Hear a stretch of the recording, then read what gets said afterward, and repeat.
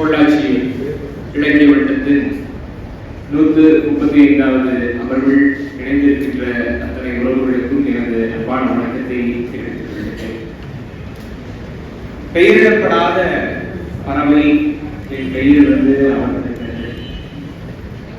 ஒரு கவிதை என்ன செய்ய வேண்டும் என்பதுதான் நான் முதல்ல சொல்லணும்னு நினைக்கிறேன். 10ஆம் வகுப்பு 11ஆம் வகுப்பில் படித்தது போல குறியீடு வடிவம் அதையெல்லாம் வைத்து படித்தது போல ஒரு கவிதை நம்மை ஏதாவது செய்ய வேண்டும். ஒன்று அழ வைக்க வேண்டும், சிரிக்க வைக்க வேண்டும், ஒரு நிமிடம் யோசிக்க வைக்க வேண்டும், மனதை கலங்கடிக்க வேண்டும், ஒரு மின்னலை நம் மனதில் ஏற்படுத்த அதை வெட்ட வைக்க வேண்டும். மாதிரி எதையோ ஒன்றை ஒரு கவிதை செய்ய வேண்டும். அப்படி செய்கின்ற கவிதை நம்ம ஏதோ ஒன்று செய்கின்ற கவிதை எழுத்தாளர்களுடைய அதே மன ஓட்டத்தில் வாசகருக்கும் வந்து சேருமா அப்படின்னா கண்டிப்பா கிடையாது.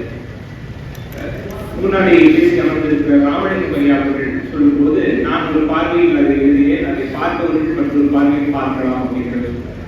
அதுபோலதான் ஒரு எழுத்தாளர்களுடைய எண்ணம், கவிஞரினுடைய எண்ணம் ஒன்றாக இருக்கலாம். அதே கவிஞர் அந்த கவிதையை எழுதும் பொழுது வெளிப்படுகின்ற கவிதை வண்ணம் வேறாக இருக்கலாம். அது வெளியீடு. அதனை வாசிக்கின்ற வாசகர்களுடைய மனநிலை ஒன்றாக இருக்கலாம். அந்த வகையில் பெயரிடப்படாத கவிதை பறவை ஒரு பறவை என்ற கையில் வந்து அமர்ந்திருக்கிறது. இதனை எழுதியிருக்கக்கூடியவர் ஐயா தெய்வீகன் அவர்கள். பெயரே தெய்வீகமாக இருக்கிறது ஐயாவுடைய பெயர். முதல் கவிதை தொகுப்பு, ஐயாவுடைய முதல் கவிதை தொகுப்பு பொள்ளாச்சி இலக்கிய வட்டத்திலே தற்பொழுது வெளியீடு செய்யப்பட்டிருக்கிறது. கவிதை நூலை அறிமுகம் செய்யக்கூடிய வாய்ப்பு எனக்கு முதல் முறையாக கிடைத்திருக்கிறது. நானும் முதல் கவிதை நூலை அறிமுகம் செய்து மேலிருந்து மேலோட்டமா இருந்து அப்புறம் தான் ஆழமாக போக வேண்டும். முதலில் இந்த அட்டைப்படம் ஒரு அழகான இறகு இருக்கிறது, நீல நிறத்திலே தரப்பட்டிருக்கிறது. பறவை எப்பொழுதுமே பறத்தலை விரும்பக்கூடியது.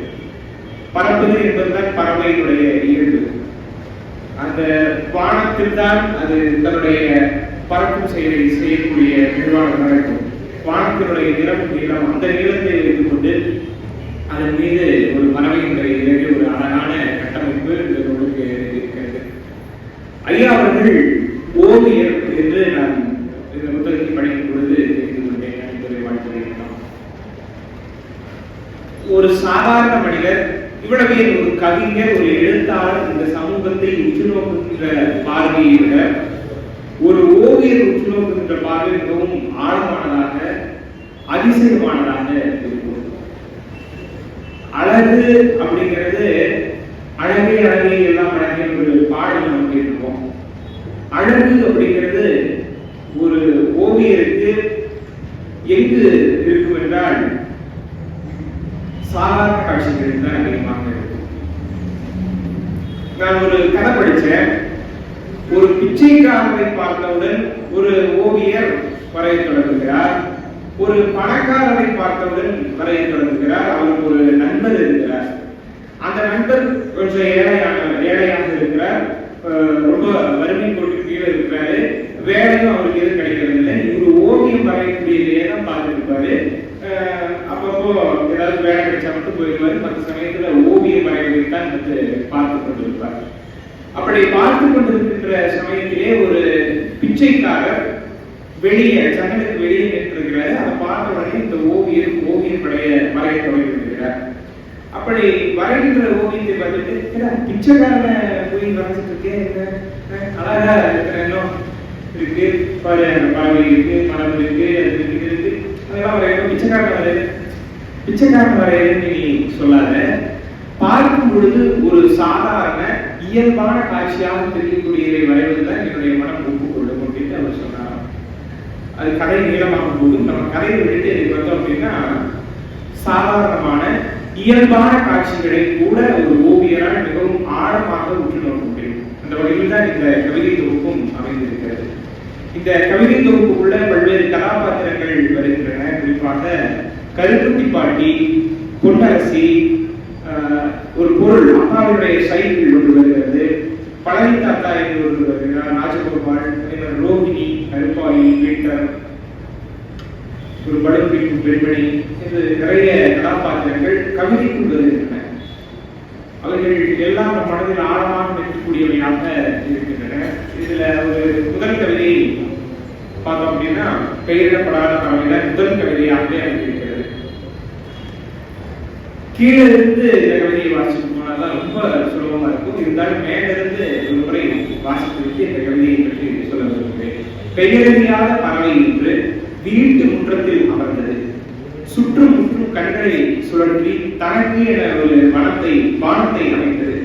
ஆற அமர உறங்க நட்சத்திரங்களை மரமாக்கி மேகம் கூட வைத்தது. கிளைவிடும் அதன் பூவெடுத்து செறிவெடுக்கும் காற்றுக்கு மென்மையை போதிக்கிறது. துளி மழை நீரை கடலென அனுபவிக்கிறது. நிலவிற்கும் சிறகடிக்கும் இப்பறவைக்கு இதுதான் முக்கியமான விஷயம் வருகிறது. நிலவிற்கும் சிறகடிக்கும் இப்பறவைக்கு இக்கணம் இந்த கவிதை பெயர் வைக்கிறானே அப்படின்னு சொல்றாரு. அப்போ நிலவிற்கும் சிறகடிக்கும் இந்த பறவைக்கு கவிதை என பெயர் வைக்கிறானே. ஒரு பறவை நிலத்திலிருந்து வானத்தை நோக்கி பறக்கும் பொழுது, கீழிருந்து மேல போகும் பொழுது பறவை கிடக்கின்ற இந்த ஒட்டுமொத்த புவியையும் தன்னுடைய பார்வைக்குள் நடக்கும். ஒரு பருந்து மேல பறந்துட்டு இருக்கு அப்படின்னா அந்த பருந்து கீழே என்னென்னலாம் நடந்துட்டு இருக்கு அப்படிங்கிறது பார்ப்போம். அதே போலதான் ஒரு கவிதை சுற்றி என்ன நடக்கிறது அப்படிங்கிறது பார்க்கக்கூடிய கவிதை. எதுவெல்லாம் கிடைக்கிறதோ அதையெல்லாம் தன்னகத்தை பயன்படுத்திக் கொள்ளக்கூடியது கவிதை. அந்த வகையில் இந்த பெயரிடப்படாத பறவை ஒரு பெயரிடப்படாத கவிதையாகத்தான் தோன்றுகிறது. அதே போல ஒரு சிறு புன்னகை அப்படின்ட்டு நெஞ்சுக்கு நெருக்கமான கவிதை என்று சொல்லலாம். இன்றைய சமூகத்தில் நாம் எதை கவனித்து தவறுகின்றோமோ அதை கவிஞர் கவனித்து சொல்லியிருக்கிறார். ஒரு சிக்னல் நின்றுட்டு இருக்காரு, எதையெல்லாம் கவனிக்கிறாருன்னு பாருங்க. சிக்னல் நிறுத்தத்தில் உங்கள் வாகனம் நிற்கிறது. செல்லப்பிராணியை தடவுவது போல அடிக்கடி அலைபேசியை தடவி பார்க்கிறீர்கள்.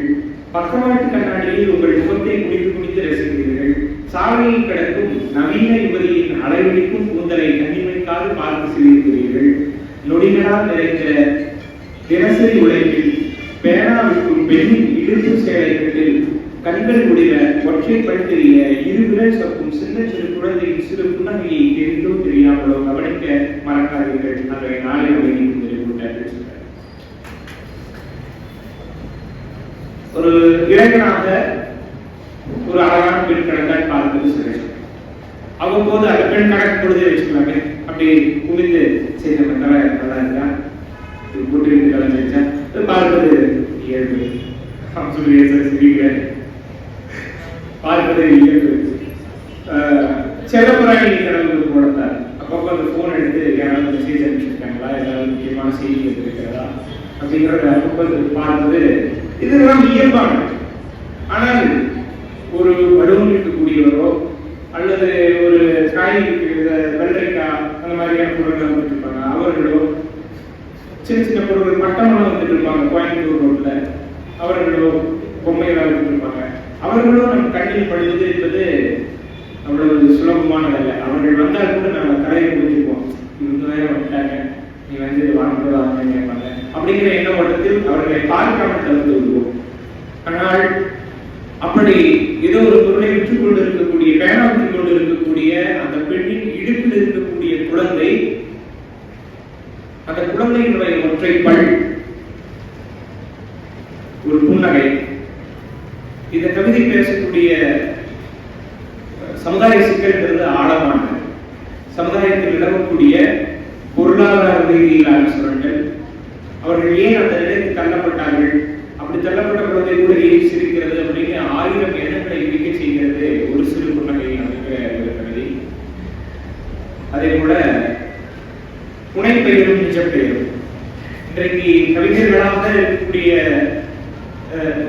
நம்ம பல பேரே புனைப்பெயர் எல்லாம் வைத்திருக்கிறோம், நிஜப்பெயர் இருக்கிறது.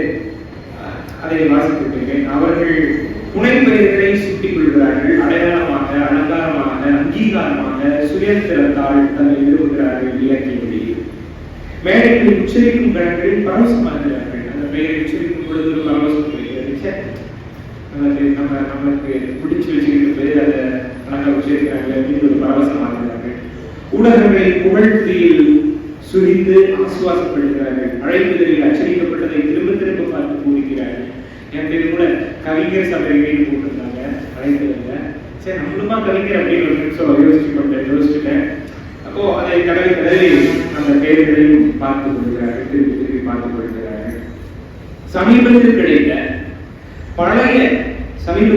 பழைய பள்ளி புத்தகத்தில் இருந்த பெயரை தொட்டு அரிச்சுவடி வைக்கும் மழலை மொழியில் மெல்ல விழிக்கிறார்கள். அடிக்கோடிட்ட நிஜப்பெயர். அந்த நிஜப்பெயர் தானே இன்றைக்கு நம்ம இந்த இடத்துக்கு கொண்டு வந்து நிப்பாட்டுறதுக்கு ஒரு அடித்தளமாக இருந்தது. அது எப்படி அடித்தளமாக இருந்ததுன்னு நம்ம கேட்கலாம்.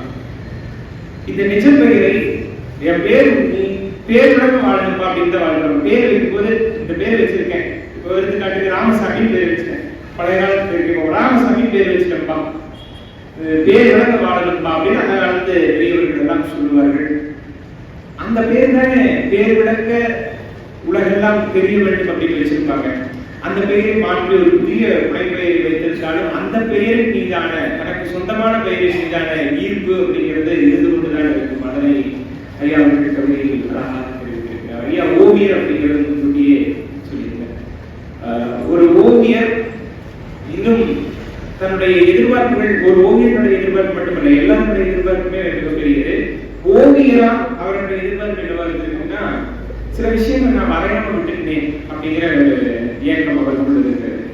விளம்பர பொம்மைகளின் விதவிதமான ஆடை அழகில் லைத்து நின்ற ஏழை பெண்களுக்கு இயக்கம் வடியும் புலற்காலை பொழுது, அதே போல மின்சாரம் பாய்ந்து தலைப்புற கிடக்கும் காப்பியை வட்டமிடும் காப்பி கூட்டத்தின் புரிதலின் கரைகளை, ஆழமற்ற சந்தடியில் ஒளிரும் மின்விளக்கினை, உச்சி முகரும் ஈசர்களின் ஒரு நாள் வாழ்வின் வரைபடத்தை இதெல்லாம் வரைய அவர் மறந்திருக்கிறார்.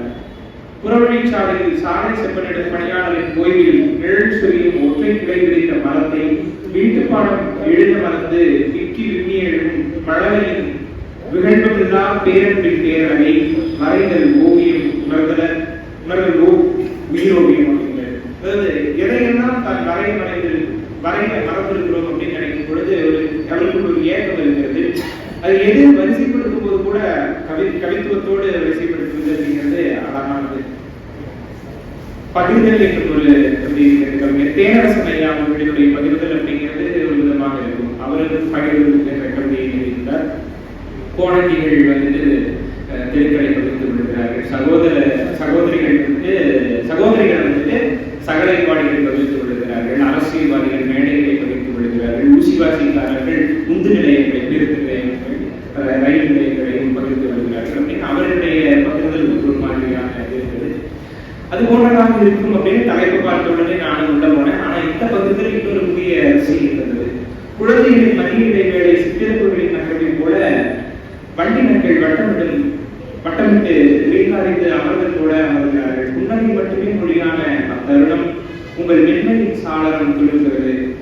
பதார்த்தங்களின் பகிர்தல் முகமூடிகளற்ற அன்பை சாத்தியமாக்குகிறது. துள்ளி விழும் குழந்தைகளை இறுக்கமற்ற இடைவேளைகளை உங்களுக்கு பரிசீலிக்கிறது. ஒரு குழந்தைக்குள் எந்த ஒரு ஈகோவும் இருக்காது. வளர வளர ஈகோ உள்ள வளரலாம், வளர வளர பொறாமைகள் உள்ள வளரலாம். ஆனா குழந்தைகளுக்குள் அது எதுவுமே இருக்காது. அந்த குழந்தைமை கவிஞருக்கு வந்திருக்கிறது அப்படின்னு நினைக்கும் பொழுது மிகவும் சந்தோஷமாக இருக்கிறது. இந்த கவிதை தொகுப்பிலேயே உச்சம் தொட்ட கவிதை அப்படின்னு நான் பார்க்கக்கூடிய கவிதையை சொல்லி நிறைவு செய்யலாம் என்று நினைக்கிறேன். இந்த கவிதை வந்துட்டு சின்ன சின்ன குட்டி கத்துகளாக அமைத்திருக்கிறார். அதில் கடைசி பத்தியை படித்துவிட்டு மீண்டும் முதலிலிருந்து படிக்கிறேன். யாரோ சொன்னார்கள், அவள் முன்பு பார்ப்பதற்கு அழகிய தேவதை போலவும் அவள் பின்னால் ஒரு கூட்டம் அடையும் என்றும். இதுதான் நிறைவாக அவர் சொல்லியிருக்கிறார். கவிதையினுடைய தலைப்பு தேவதையும் தெருநாய்களும். இப்போ கவிதைக்குள்ள வர பாருங்க. முத்தாய் கிழவி எப்பொழுதும் தரையில் தோய்ந்தபடி ஊர்ந்து நடப்பாள். ஒரு வயதான பாட்டி தரையில் தோய்ந்தபடி நடக்க முடியாம அப்படின்னு தலைவிட்டு இதுவாதான் ஊர்ந்து நடக்கிறாங்க. அவள் பிறவி குணம் அல்ல, வயசாகிடுச்சு. பார்வையற்றவளும் அல்ல, அது வயசாகிடுச்சு. அதுதான் அவளை அணைத்தபடி நாய்களின் கூட்டம் மொய்த்தபடி இருக்கும். அவளை அணைத்தபடி நாய்களின் கூட்டம் மொய்த்தபடி இருக்கும். பெட்டிக்கடை பலகையில் சாய்ந்தபடி கிடப்பாள். பெட்டிக்கடையை அந்த பழக்கம் மாதிரி வச்சிருப்பாங்க. அதிலேயே அவள் சாய்ந்தபடி கிடப்பாள். கண்களை உருட்டி உருட்டி வருவோர் போவோரிடம் ஏதாவது கேட்டபடி இருப்பாள். ஐயா கேட்டபடி இருப்பாள். உணவாகவோ தின்பண்டமாகவோ. ஒரு மழை நாளில் ஆவி பிரிந்தார். இரவும் பகலும் அவள் வழியில் இறைவாரிய நாய்கள் துக்கம் தழுவ துவண்டு கிடந்தன. காரணம் என்னன்னு பார்த்தா, அவருக்கு கிடைக்கக்கூடிய பொருளை கூட அந்த நாய்களுக்கு கொடுத்திருக்கக்கூடிய அந்த பேரெடுத்து அந்த தனக்கே இல்லை அப்படிங்கிற சூழல்ல கூட அவங்களுக்கு கொடுத்திருக்காங்க. இதை நான் முன்னாடி என்று பார்த்தேன் அப்படின்னா வள்ளலார் இருப்பதை பார்த்தேன். கடையில் வள்ளல்கள் இருந்தார்கள், அரசர்கள் இருந்தார்கள். அவர்கள் எல்லாம் தானம் செய்யும் பொழுது வள்ளல்னு சொன்னாங்க. ஆனா அந்த ஆர் அப்படிங்கிற விதியை சேர்த்து வள்ளலார் அப்படின்னு அவர் மட்டும்தான் சொன்னோம். ராமலிங்க அடிகளார் மட்டும்தான் சொன்னோம். காரணம் என்ன என்று கேட்டால், அரசர்களும் மிகப்பெரிய செல்வந்தர்களும் கொடுக்கும் பொழுது, தானம் செய்யும் பொழுது, உணவளிக்கும் பொழுது அது அவர்களிடம் இருக்கிறது. அவர்களிடம் செல்வம் இருக்கிறது, அவர்களிடம் தனம் இருக்கிறது, தானியங்கள் கொட்டி கிடக்கின்றன, அவர்கள் கொடுக்கிறார்கள். ஆனால் வள்ளலார் கொடுத்தார் அப்படின்னா அவரே பெற்றுடைய தரித்த ஒரு சாதாரண மனிதர். அவர் கொடுக்கும் பொழுதுதான் தன்னிடமே இல்லை, அந்த சூழலிலும் கூட வாடிமேறி கட்டும்போது எல்லாம் வாடினேன், அப்புறம் கண்ணில் கலந்தான், கருத்தில் கலந்தான், நெஞ்சில் கலந்தே இருக்கின்றான், அந்த மாதிரியான திருவருட்ப பாடலாம் இருக்கும். அந்த அளவுக்கு ஒரு கருணை மனம் கொண்டு, இரக்கம் கொண்டு, தன்னிடம் இல்லாவிட்டாலும் தனக்கு இல்லாவிட்டாலும் பிற உயிர்களுக்கு தர வேண்டும், தவிர்த்து இருப்பவர்களுக்கு தர வேண்டும் அப்படிங்கிற எண்ணம் இருப்பவராக வள்ளலாரை பார்த்தோம். அதனால்தான் வள்ளல் என்ற அந்த சொல்லோடு 6 விகுதி சேர்த்து வள்ளலார் என்று நாம் வழங்கினோம்.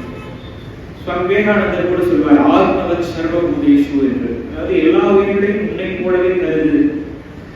எல்லா உயிர்களையும் உன்னை போலவே கருத தொடங்கிவிட்டாய் என்றால் எல்லாருக்குமானாக நீ மாறிவிடுவாய். அந்த ஒரு வள்ளலாரும் வள்ளுவரும் இந்த முத்தாய் கிழவிக்குள் வெளிப்பட்டிருக்கிறார்கள். பெயரிடப்படாத பறவை கவிதை தொகுப்புகள். இதுபோல இன்னும் ஆழமான, அழகான, புதிய பார்வை, புதிய சிந்தனையில் வெளிப்பட்டிருக்கக்கூடிய கவிதைகள் இன்னும் எத்தனையோ பெயரிடப்படாத பறவைகள் இருக்கின்றன. நீங்கள் அனைவரும் இந்த அரங்கை விட்டு வெளியே செல்லும் பொழுது உங்கள் அத்தனை பேரின் கையிலும் பெயரிடப்படாத பறவை இருக்க வேண்டும். வீட்டுக்கு சென்ற பிறகு அதனை வாசித்து அந்த பெயரிடப்படாத பறவைக்கு நீங்கள் ஒரு அழகான பெயரை சூட்டுவீர்கள் என்று நம்பி, எனக்கு பொள்ளாச்சி இலக்கிய வட்டத்திலே முதல் முறையாக கவிதையினுடைய அறிமுகம் செய்வதற்கு வாய்ப்பளித்திருக்கக்கூடிய அம்சப்பிரியா ஐயா, பூபாளன் ஐயா மற்றும் கவிதையினுடைய இருக்கக்கூடிய தேவிகள் ஐயா மற்றும் பொள்ளாச்சி இலக்கிய வட்ட நண்பர்கள் அத்தனை பேருக்கும் அன்பான நன்றிகளை கூறிக்கொண்டு விடைபெறுகிறேன். நன்றி, வணக்கம்.